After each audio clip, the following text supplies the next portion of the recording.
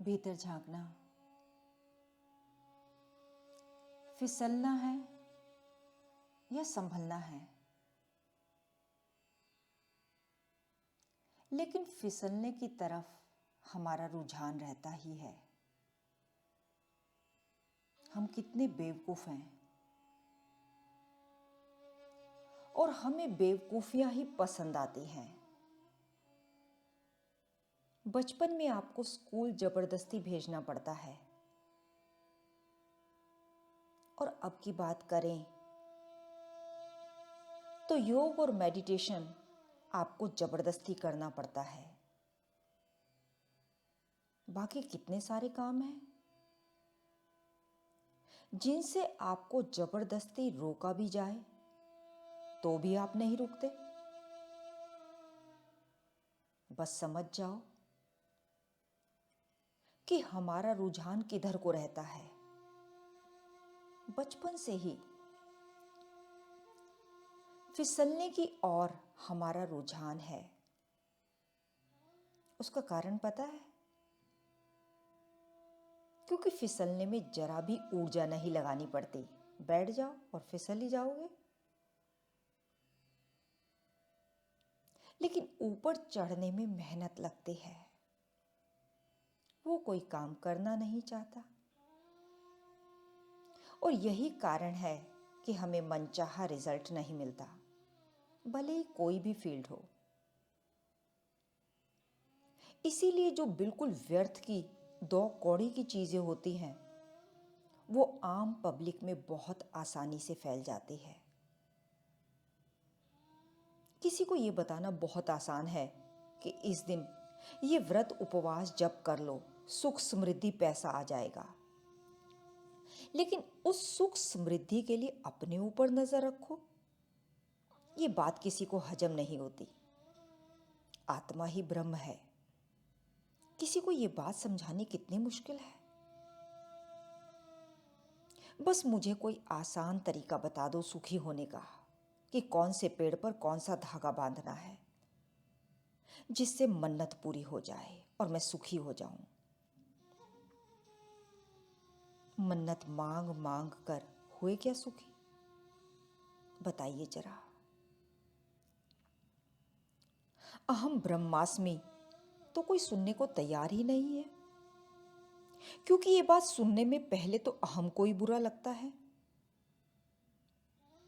अहंकार ये नहीं चाहता कि वो ब्रह्म है। वो ये सुनना चाहता है कि मेरी चाहत, मेरी उम्मीदें, मेरी आशाएं कैसे पूरी होंगी। वो चाहतों को पूरा करने के लिए कहीं को भी भाग जाएगा, पर वो अपने भीतर में, अंतस में नहीं जाएगा। वो अहंकार मन के विज्ञान को नहीं सुनेगा। इसीलिए बहुत जरूरी है इंसान की मूल प्रकृति को समझो। हम कौन हैं, इस बात को जानो। हम जंगल से निकले ताजे ताजे जानवर हैं। हमारी बुद्धि कोई जागृत नहीं हो गई है। हमारे भीतर अंतस का दिया है, जरूर है, पर वो जला हुआ नहीं है, प्रज्वलित नहीं है। बड़ी मेहनत से वो दिया जलाना पड़ता है। वो मेहनत करने को हम तैयार नहीं होते। उसमें भी जो प्रमुख है वो है आलस, तमस, यानी अंधेरी रात, जिसमें तुम नशे में डूबे पड़े हो। समझ लो कि जीवन एक लंबी अंधेरी रात है जिसमें तुम बेहोश पड़े हो, जिसमें कोई प्रकाश नहीं, कोई बोध नहीं, कोई विवेक नहीं। कौन मेहनत करना चाहेगा? धुत पड़े हो। कोई झिंझोर कर उठाना भी चाहे तो तुम उठना नहीं चाहते। कौन श्रम करे? कोई सस्ती चीज बता दो जिसे हम आसानी से कर लें। आसानी से तो सिर्फ अंधविश्वास ही फैलते हैं, विश्वास नहीं। विश्वास की धारा के लिए खुद के भीतर झांकना होता है, अपनी कमियों और कमजोरियों को देखना होता है। कौन देखे? परंतु एक बात जरूर नजर रखना, जो कुछ भी हम कर रहे हैं वो देवता बनकर कर रहे हैं या मानव बनकर या पशु बनकर या दानव। चारों संभावनाएं हैं हमारे पास। कोई भी काम तुम इसलिए भी कर सकते हो कि भीतर का देवता जगा है, अंतस में कुछ प्यास जगी है। इसलिए भी कर सकते हो कि साधारण मानव हो। इसलिए भी कर सकते हो कि निहायत पशु हो। क्या होकर किया, क्या होकर करने का इरादा है। देवता बनकर कहो या अंतस का राही बनकर कुछ कर रहे हो तो हो सकता है कि उससे लोगों की उम्मीदें टूटे। चिंता ना करना। और दानव होकर कुछ भी कर रहे हो उससे लोगों की उम्मीदें पूरी भी होती हो तो भी तुम हो तो दानव ही। और अक्सर लोगों की उम्मीदें भी यही रहती है कि तुम दानव होकर काम करो, यानी मन बनकर ही काम करो। ध्यान रहे, दूसरों की उम्मीदों को पूरा करना कोई पैमाना नहीं हो सकता। जिस भी काम का तुम अफसोस मना रहे हो, गौर करो उस क्षण में तुम क्या थे। देवता, इंसान, जानवर या जानवर से भी बदतर हो गए हो। तुम जानो और सीख लो। जो भी घटना घटे वो बहुत अच्छी है अगर तुम उससे कुछ सीख लो। जो भी घटना घटी वो शुभ ही है अगर उससे सीख लेकर तुम एक बेहतर इंसान बन पाओ। तो पछतावे की जरूरत नहीं है, सीखने की जरूरत है। पछतावा तो तुम्हें सीखने नहीं देता। पछतावे में तो हम दुखी मनाते रह जाते हैं, डिप्रेशन में चले जाते हैं। अरे समय गवा दिया। पछताओ नहीं, सीखो ताकि आगे बेहतर हो सको, एक और मजबूत इंसान होकर सामने आओ। अपने आप से इसी पल में प्रॉमिस करो कि अगर पशु थे तो मानव बनेंगे और अगर मानव हैं तो देवता बनेंगे, आगे बढ़ेंगे, बेहतर जिएंगे। इसीलिए कर्म नहीं, कर्म के केंद्र पर नजर रखो कि कर्म के पीछे कर्ता कौन है। कर्ता अगर देवता है तो फिर किसी भी बात की कोई फिक्र नहीं करो। किसी का दिल टूटता है तो टूटे, कोई उल्हाना देता है तो दे, किसी की उम्मीद खंडित हो तो होते रहे। अगर तुम वास्तव में अंतस के राही हो, बस इतना ख्याल रखना कि अभी मेरे भीतर से ये काम कौन करवा रहा है। ठीक ठीक। अभी अगर केंद्र की स्पष्टता ना हो तो देख लो कि परिणाम क्या आने वाला है। कर्म कहां से आ रहा है ये देख लो। ये कर्म कहां ले जा रहा है, उसका अंजाम क्या है। ये कर्म मुझे अपने निकट ला रहा है या अपने से दूर।